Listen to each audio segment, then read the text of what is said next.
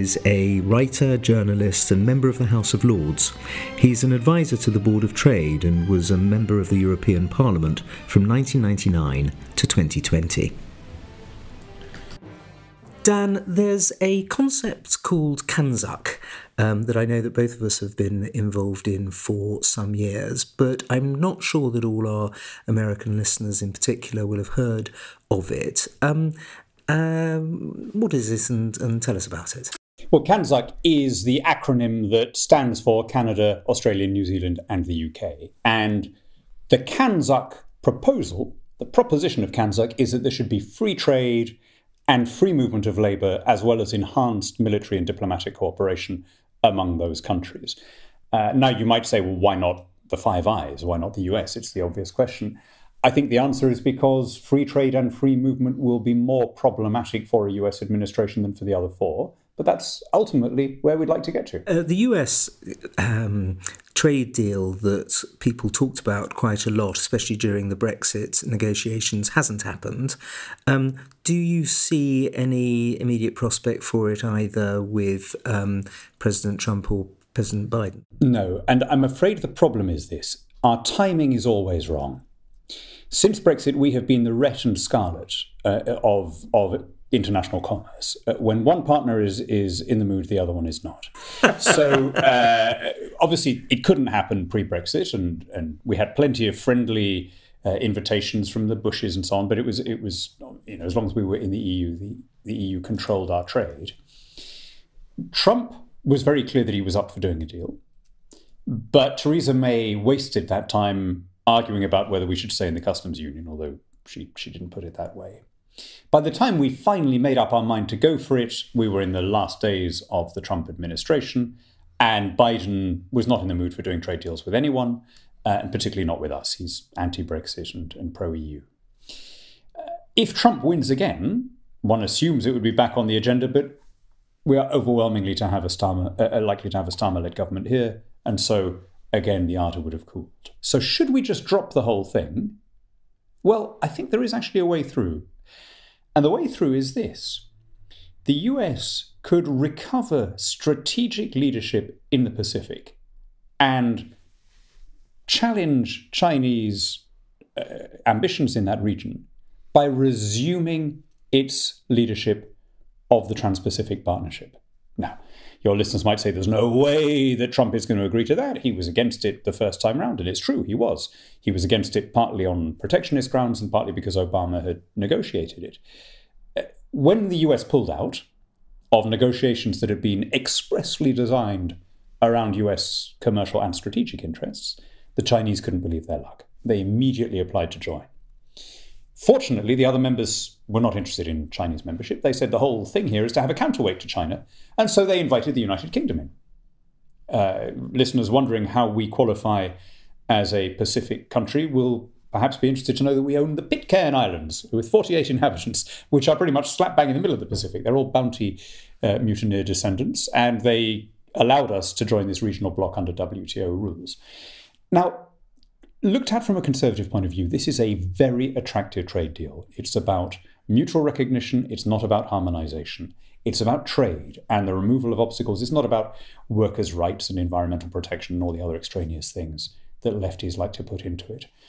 The world is waiting. Here are all the Western allies, the Australians, the Japanese, and so on, waiting for US leadership. And I think the way to get a US-UK trade deal would be through Kanzuk. And that would, by the way, then bring together all of the Five Eyes countries and would be, if you like, a nest within which we could arrange for an even deeper trade agreement among ourselves.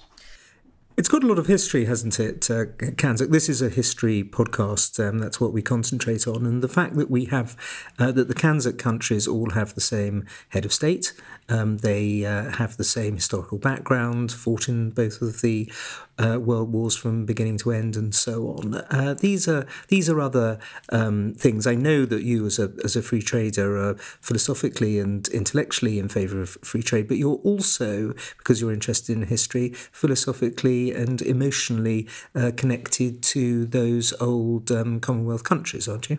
Well, I think it's very difficult for any British person not to be. I still rather choke up whenever I read the words of the then New Zealand Labour Prime Minister Michael Joseph Savage when he declared war in 1939. Where she goes, we go. It's very. You can't not be moved by the thought of all these young men crossing half the world, in many cases to take up arms for a country on which they've never set eyes. I've just come back from Vimy Ridge and seeing those rows upon rows of Canadian young men. It's incredibly moving. So, but I wouldn't want listeners to think that this is mainly, or even to any significant degree, a nostalgic or sentimental proposition.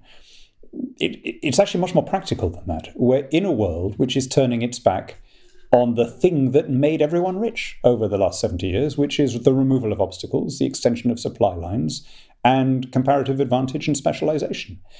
And when you have a coalition of the willing, if you like, not only on strategic issues but on commercial issues, you use it. It would be crazy not to.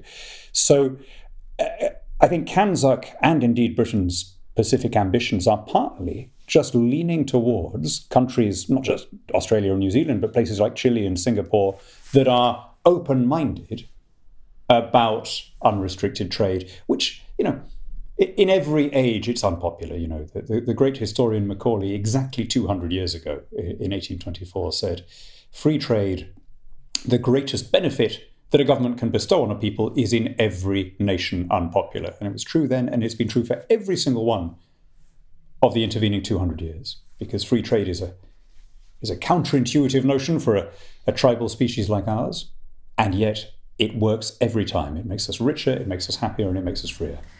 How about AUKUS in all of this? Do you see that as a positive development in two things, really? First of all, obviously, a move towards the CANZUK concept of defence in the Pacific, but also drawing the Americans in? Yes, very much so. And you, Andrew, as a historian, will appreciate, I think, that it's traditional blue water vocation as a nation. You and I grew up during what was geostrategically a highly anomalous period, where Britain's strategic focus was the defence of Western Europe. And we had to behave like a land power for perfectly good reasons. We were defending NATO and European democracy against a very serious extant threat. But in the longer sweep of things, that time from 1940 to 1990 was actually very unusual. And I see AUKUS and the Pacific Trade Deal, and indeed our closer relations with India, all as a return to what was, if you like, the position that is much more naturally decreed by our history and our geography as a maritime nation, connected by language and law to the rest of the English-speaking world. But AUKUS obviously also has a powerful anti-Chinese element to it. Are you worried about the rise of China?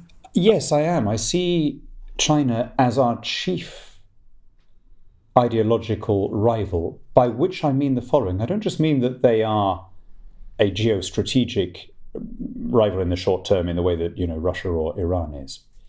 I mean that they have built an alternative civilizational model with a very different relationship between state and citizen. What's happened in China since Xi Jinping took over in 2011, 2012 has happened very suddenly and largely unnoticed outside. The destruction of any kind of independent space for writers and journalists, the arrest of the lawyers who tried to defend the independent journalists, the arrest of the lawyers who tried to defend the lawyers, the Leninism. They may have dropped Marxism, but they are a strongly Leninist state when it comes to one-party control.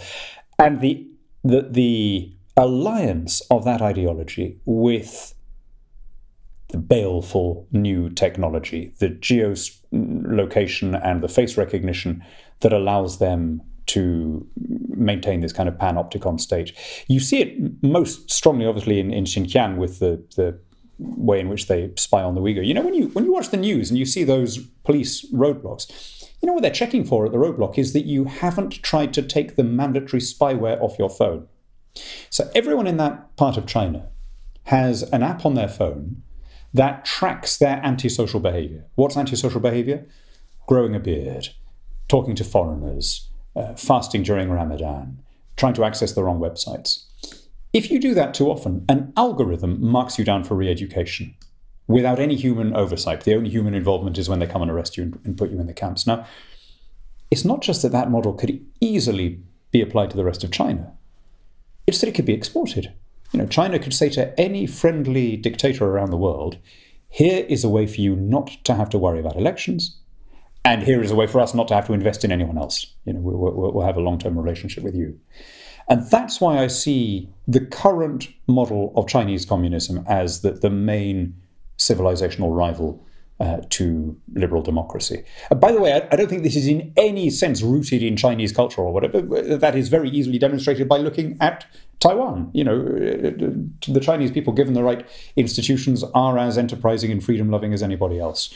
But they are held in a vice-like grip, and it's not at all clear to me how they can escape it, short of the fall of this regime in Beijing. Do you fear they might invade Taiwan?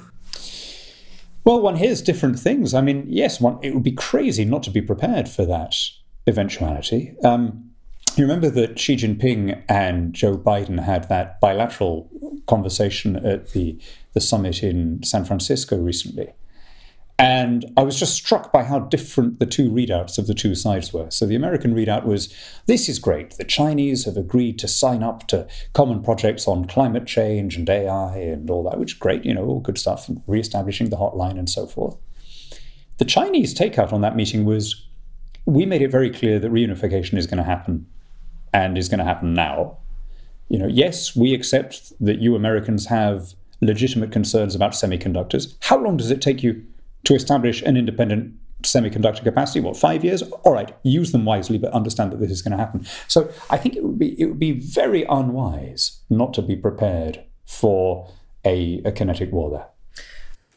Let's talk about another kinetic war, Ukraine, where at the moment at least the Russians are undertaking pretty successful attacks in the north of the country. Where do you see this war progressing? Well, again, I'm conscious that I'm talking to our foremost historian. So you will have seen, as I have, how many times parallels are drawn to the First World War.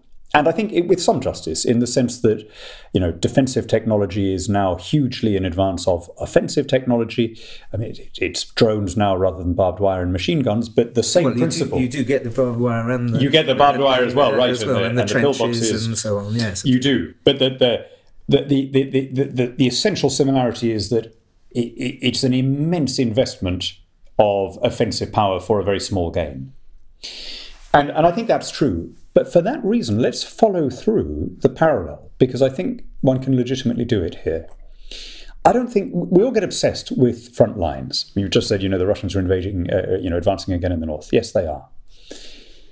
But I don't think the front lines are really determinative here, and I don't think they're even that important. This, it seems to me, is a war that is going to be determined by economic capacity, productive capacity, and staying power. And in that sense, it very much resembles the Great War. Now, how did the Great War end? Almost all wars. I mean, the interesting thing is the battle is not the key thing in war. And exactly. And the maps are an immense distraction. Look at a map of Europe when the armistice was signed in November 1918. Germany was still in possession of huge amounts of territory on both sides. Right? Yeah. What was the sequence that led to the defeat of Germany?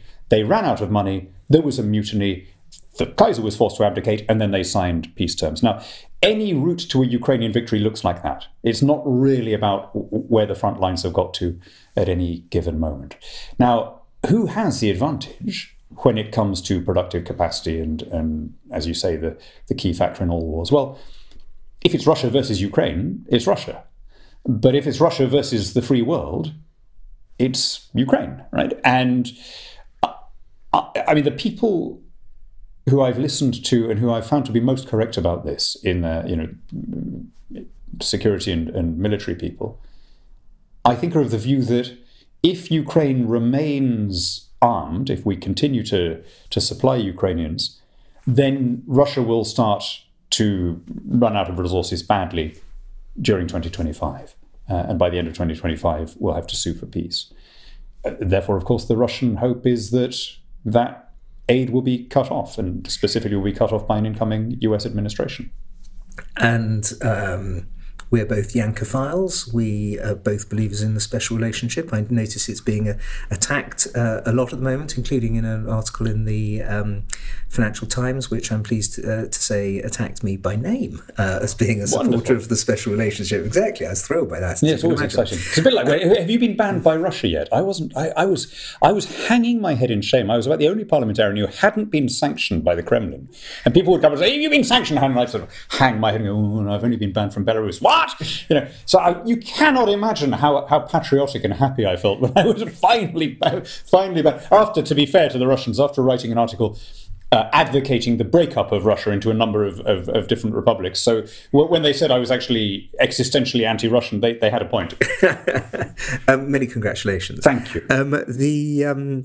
But so we come from a very obviously pro-American position. But I think we both feel that America could do better when it comes to the choice of their candidates for the presidential elections in November.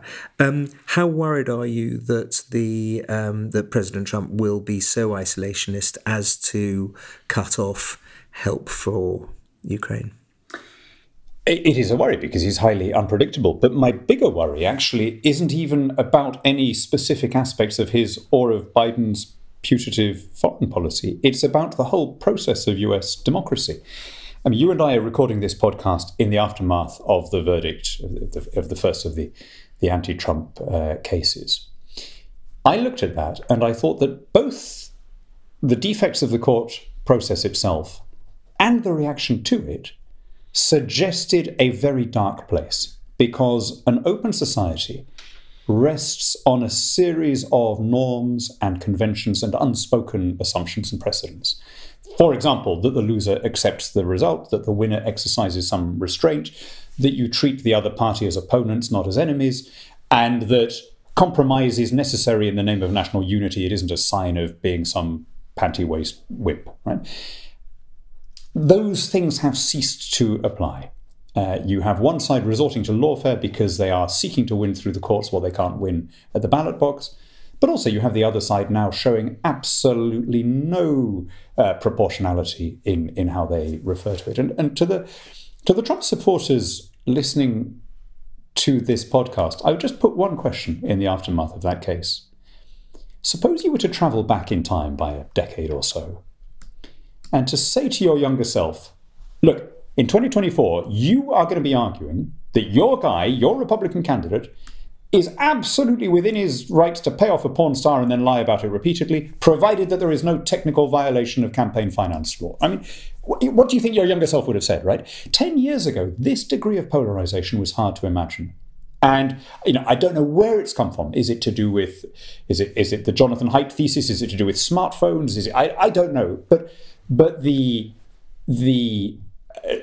norms on which liberal democracy must rest, above all, that there should be a penalty for being anti-democracy in a democracy, right? That it should cost you something if you say the only way I lose is through fraud, which we're now going to get for the third time in a row.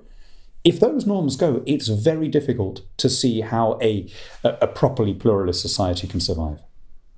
We don't have that, fortunately, in British politics, at least not yet. No, we've got plenty of other problems, but not that one. But we have got major problems. And so I'd like to look at what kind of problems you think we might be facing should the Labour Party win the next election. Obviously, neither of us hope that it will, but let's allow the possibility. Let's allow the possibility. There's a chance. We reckon there might be a chance in a million. Let's allow the hypothetical. That's right, exactly. Were that to happen, what do you think, not necessarily in chronological order or in order of importance, but what jumps into your mind as a series of issues and problems that we're going to face? Well, there's one overwhelming one, which is that we're going to run out of money. We are already spending more than we can afford to as a government, and there is no plan to do anything about that. Now, I could, in theory, make a case for a left-of-centre government being able to enact reforms that a right-of-centre party wouldn't be trusted to do. So you could, in theory, see a world in which a Labour government would reform our NHS behemoth and bring it into line with the rest of the world and have some kind of customer-facing aspect to it. You could, in theory, see a Labour government tackling welfare without being accused of murdering the poor. You could, in theory, see them raising the pension age. In practice, I don't see them doing any of those things. And so I think that the money will run out sooner or later, and probably sooner. And at that point, people may understand that budgetary constraints are just a reflection of real life. They're not some wanton act of sadism by politicians who are trying to be mean to you. Because I think that's where a lot of the country is post-lockdown, that people saw such colossal sums of money being conjured into existence in the furlough scheme and business subsidies and so on, that everyone thinks that there's plenty of money left. And I hate to be the bearer of bad news, but there really isn't. And this is the short explanation for why the Tories are so unpopular here. You know, every party that was in office when the bills came in for the lockdown tended to be unpopular. It's exaggerated when you've been in for 14 years. But the fundamental problem is people are not facing up to the cost of lockdown. If you pay people to stay home for the better part of 2 years, and you cover the difference by printing money, then you're going to have higher taxes and higher prices at the end of it. And because the country as a whole and the opposition parties were all demanding an even longer and even stricter lockdown than we got, nobody really wants to admit that. Nobody wants to say the price rises and tax rises that I'm living through now are a consequence of the policy that I was shrilly demanding for 2 years. It's much more comforting to say, oh, it's the fault of those idiots in office, right? And it'll get much better when we replace the bad people with good people. Of course, all of the problems are still going to be there. And I think eventually the penny will drop in. There'll be only 1 penny left to drop by then in our entire treasury. Eventually people will understand that there are a number of things that we're paying for that we just cannot afford to carry on paying for. You don't think they're just going to squeeze the rich? We're not going to have mansion taxes and various other wealth taxes? And that might keep the show on the road for a couple of years. But all it's doing is postponing the reckoning.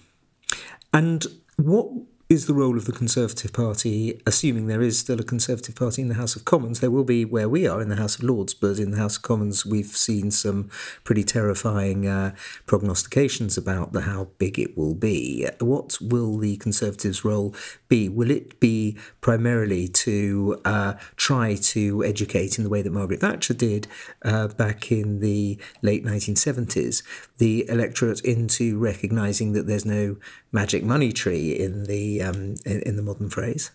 Well, I think what educated the electorate in the late 70s was having the IMF bailout in 1976. And that's why Margaret Thatcher could say what she said and be believed, because people had seen with their own eyes that there was no money tree. So do we need a bailout, IMF bailout? I think it's very possible that we will have something of that order.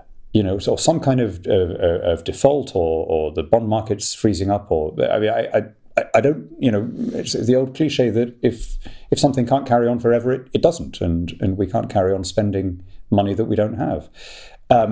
So what should the role of the Conservative Party be? Look, I think a Labour government, however huge its majority, may turn out to be quite short-lived.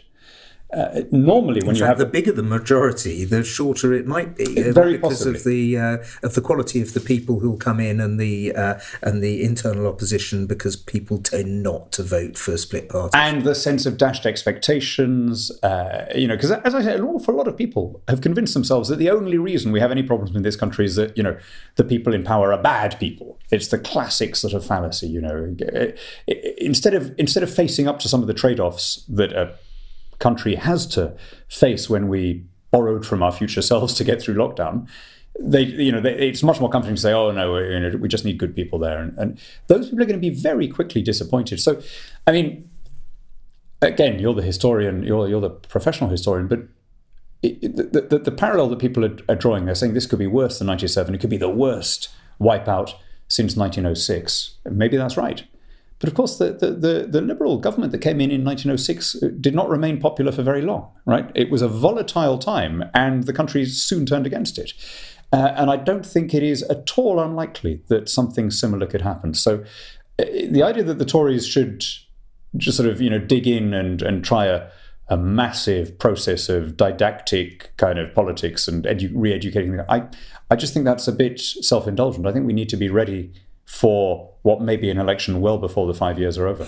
There's another aspect of it all, of course, isn't there, that people blame the Conservatives, or at least I don't think ordinary people do, but the establishment does, the newspapers do, and so on, the BBC does, blames Brexit. And to what extent do we, who supported Brexit, you and me and others, not stick up for it enough and argue that actually, look at Germany, who we're doing better than, and Italy, we're level pegging with France.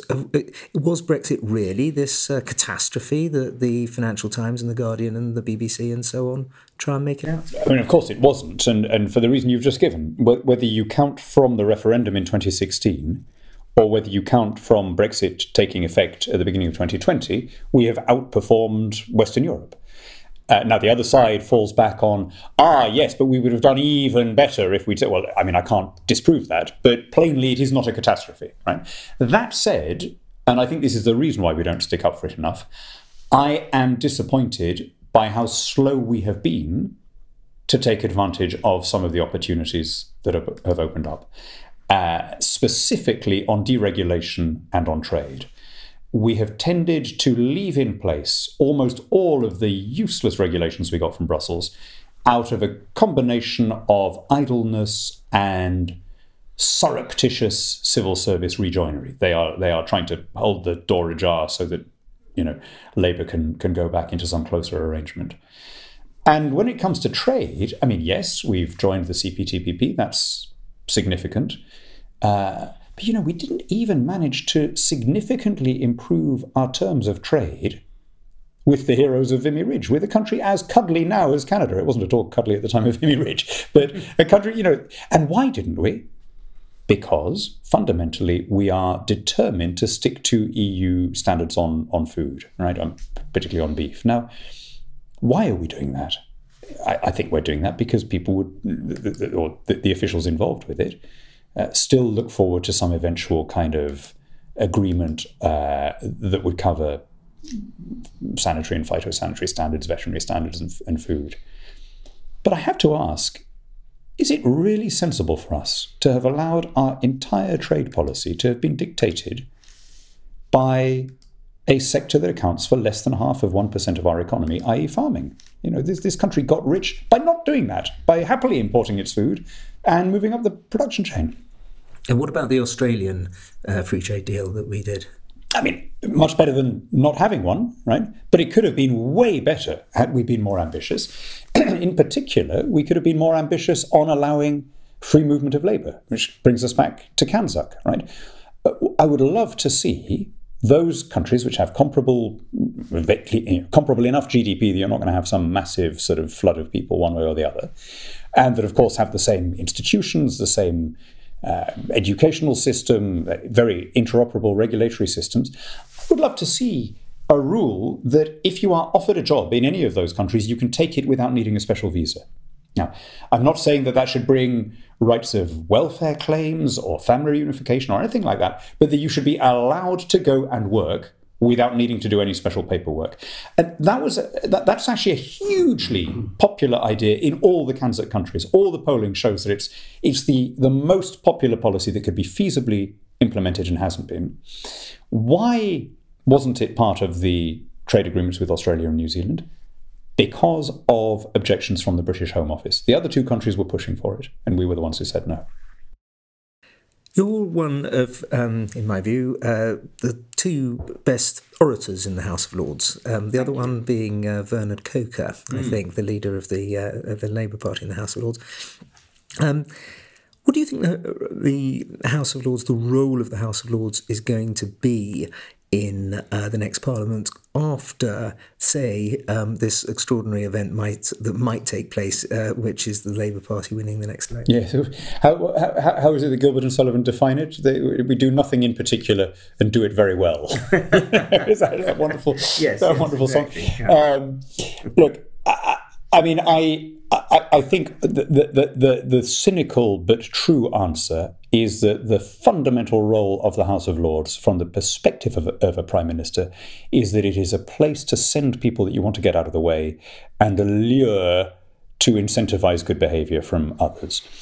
I don't think anyone would design a system like ours from first principles. It's very hard to justify, we're one of the two legislative chambers and we're appointed by the executive. I mean, if that happened in Zimbabwe or somewhere, we'd all say, oh, this is shocking, yes. Appalling autocratic government.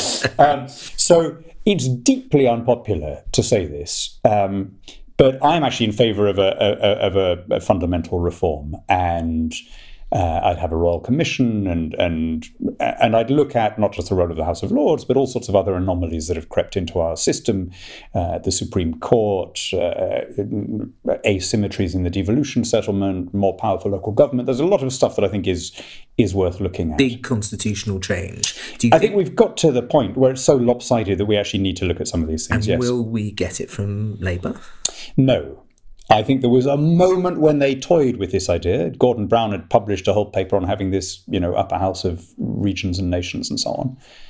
And then Keir Starmer realised that would mean giving up a lot of patronage power. So my strong guess is that Labour will remain notionally committed to a deeper overhaul, but will not get around to it, at least in its first term, if there is more than one term. So no change really from 1899 when it first put reform of the House of Lords into its first manifesto. Exactly. Indeed, from our point of view, no change since 1911 when we've been supposedly in this contingent and emergency situation. Let's talk about Gaza.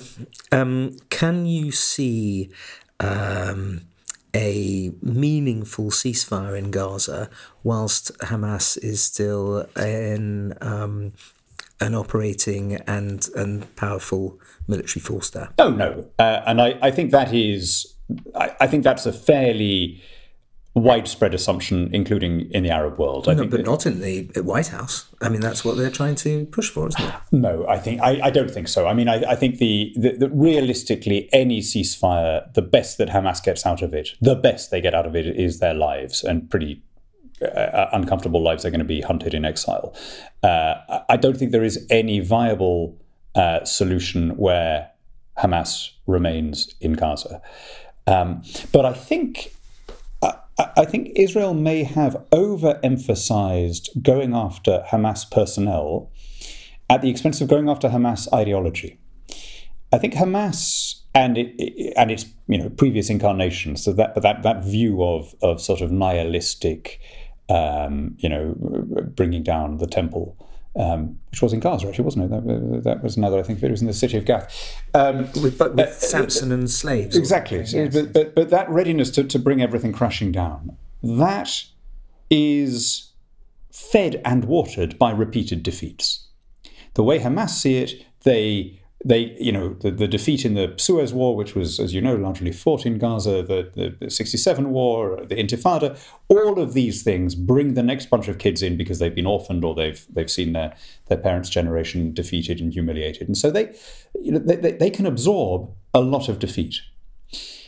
And it seems to me that we have to break that cycle. And breaking that cycle means fundamentally re-educating the population there so that a different narrative comes to the fore. Now, this happened in Japan and Germany and so on after 1945, and it involved an occupying power seizing complete control, the judiciary, the police, and all the rest of it, and the schools, and marching people into cinemas and confronting them with the evidence of the war crimes and so on. Now, obviously, that can't be done by us or Israel, but I think there is at least a realistic scenario. I don't say it's a likely one, but it's a plausible scenario where some coalition of Arab countries could assume elements of the administration in Gaza through some proxies who are not Hamas, right? So as far as I understand it, although the sovereignty of Gaza in practice has moved a great deal over the years, it's been under Egyptian, Israeli, Palestinian, whatever, the actual officials generally are all local. And it's a question of what instructions are they given and by whom. Now, at the moment, that has broken down badly.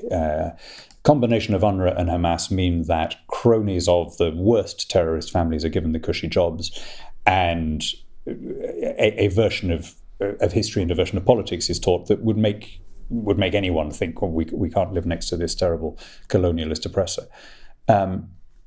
Somebody else needs to be brought in. And by the way, that means getting rid of UNRWA. I don't see how, after what's happened with UNRWA personnel being involved in some of the attacks, and including in the attack on the 7th of October, I don't see how we can leave in place a UN agency whose fundamental premise is that refugee status is inherited and that therefore their job will only be done when somehow all of these Gazans go to houses in Israel on which they've never set eyes after 4 generations. So we need a completely different model for Gaza and possibly also for the West Bank when this is done. But at the end of it, I mean, this shouldn't be all stick. At the end of it, there should be a path to recognition and statehood, and not just statehood, but imagine a world in which you had a viable property-based government in Gaza instead of the terrorist habitat we've created there now.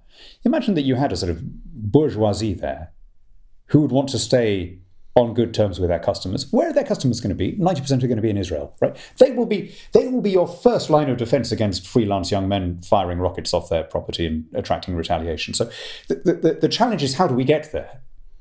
And that's why I think we need some kind of international coalition to reassure Israel that their security will be safeguarded while this process of political and educational reform is carried out over maybe a decade or more.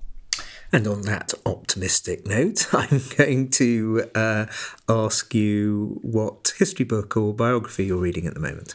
So I brought it along. Because I'm reading it. I was reading it on the train. I'm reading this biography of Bolivar by somebody called Marie Arana, who is a American Peruvian, and it's a wonderful book, which I'd recommend. Genuinely is a book that I'm reading at the moment. If I were reading a bad book, I'd come and say that. But she's been dealt a very strong hand in terms of the material. I mean, he's a very colourful character. And also a very consequential character. I was trying to think if there's anyone else in the world who has 2 countries named after him. Because, of course, as well as Bolivia, the obvious one, his native Venezuela is now the Bolivarian Republic of Venezuela.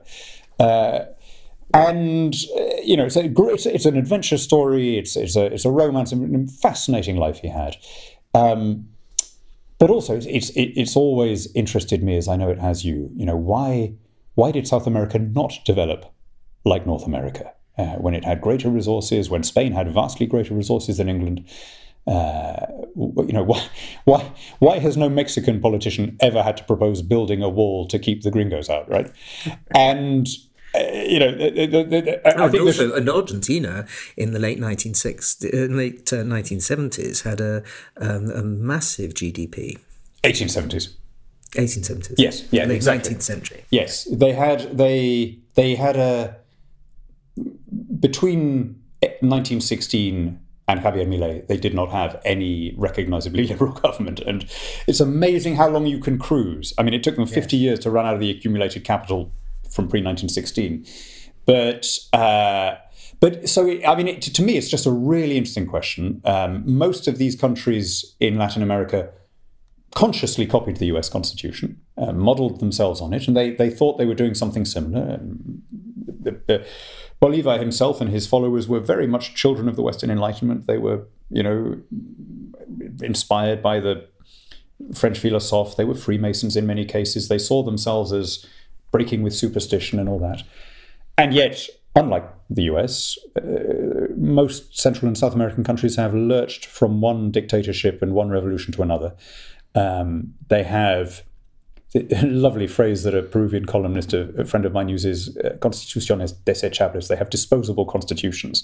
And that's a big part of the problem. They never formed the culture of accepting that process matters more than outcome and that you should be loyal to the rules rather than to your faction. And this is all a roundabout way back to our earlier conversation. You see, my assumption when I was younger was that eventually South Americans would get the hang of what the US and Canada do well and would copy it. I'm now much more worried that the US is the exception, and that the US is in the contingent and fragile situation, and that actually for the US to become like Guatemala or somewhere, where it's expected that a president is jailed by his successor the moment he leaves office. Actually, it's very interesting that you should mention Bolivar, because he was also, a biography of him was also chosen by President Ivan Duque when he came on my show, one of the 4 heads of state and heads of government to have come on Secrets of Statecraft. Thank you. Tell me about your counterfactual, your what if.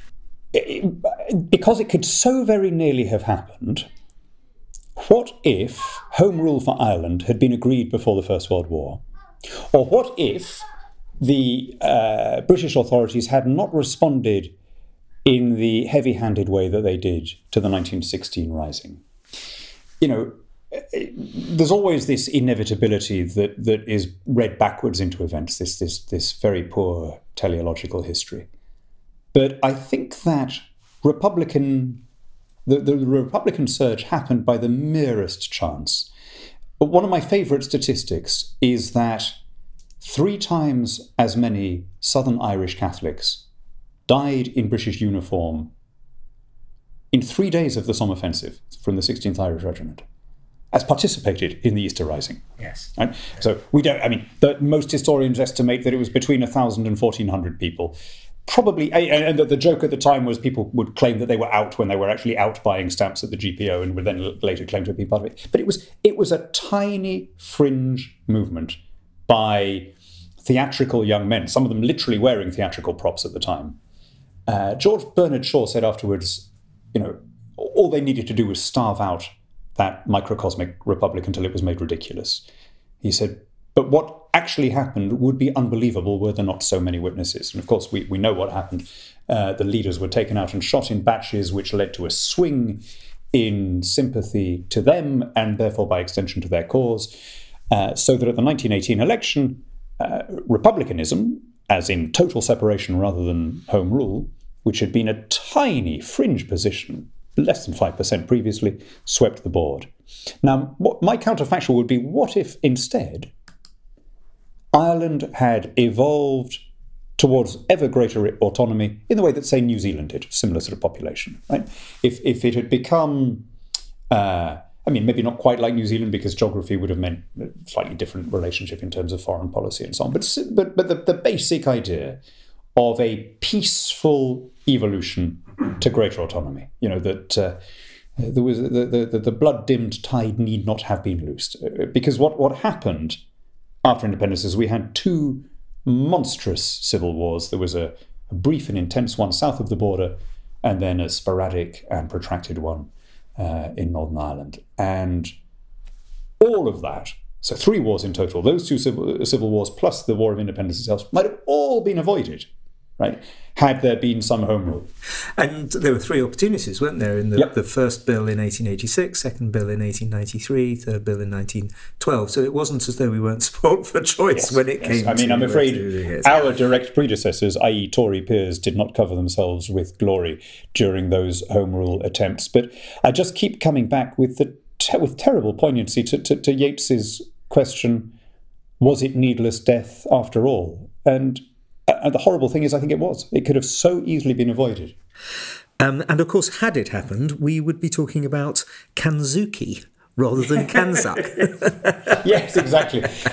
And of course, Ireland, the paradox is so much more closely linked to all of those other Kanzak countries than it is to the EU. And in its culture, in its family, in its language, everything.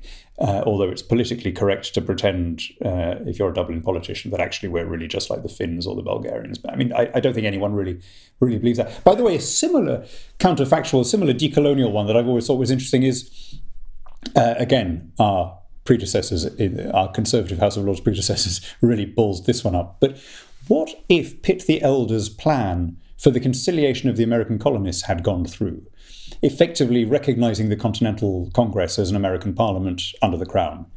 And Madison said afterwards, yeah, we'd have taken that with both hands, And again, it's interesting to speculate about would there now be Would the US now effectively be a kind of Canada? Would it be a... No, it would be a reverse takeover, and we would be the 52nd. Yes, that's my view. Maybe the 52nd to the 60th state. Well, no, I don't think we'd be the 52nd state, but I do. I mean, Adam Smith wrote this just before the revolution. He said, such is the direction of migration that A, we're going to have to decentralize, but B, the federal capital is going to have to be in North America.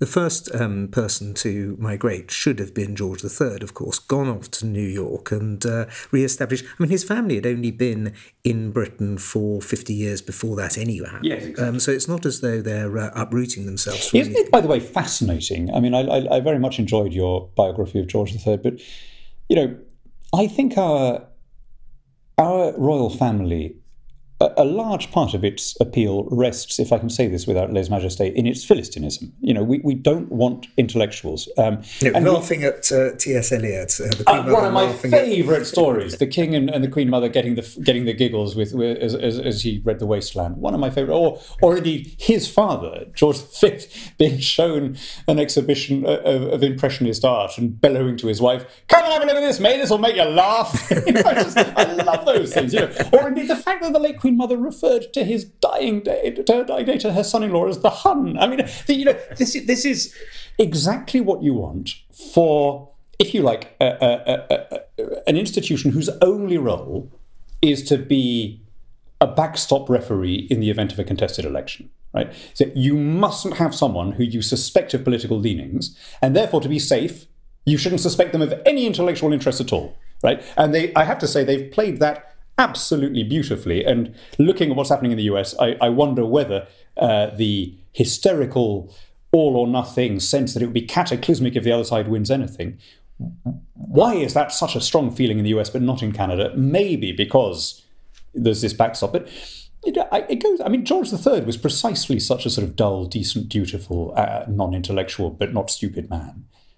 Isn't it in retrospect extraordinary that so many people on both sides of the Atlantic in the 1760s were convinced that he was bent on creating some kind of medieval autocracy? I mean, that was your sort of conspiracy theory. It really was. That was your chemtrails and your WF conspiracy theory of its day, wasn't it? Undoubtedly. They believed that he wanted to bring in Catholicism because there was a bill, the Quebec Act of 1774, that did nothing but give the poor old French Catholics the right to... and this is, by the way, actually referred to freedom in the Declaration of Independence. This is not some... it's as though QAnon were referred to in a party manifesto. Now it became completely... Extraordinary thing.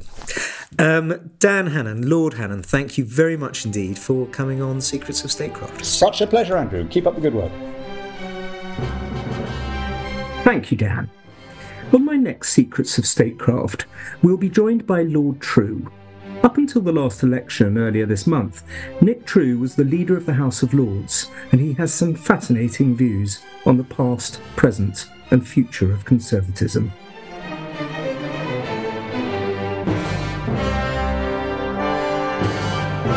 This podcast is a production of the Hoover Institution, where we advance ideas that define a free society and improve the human condition.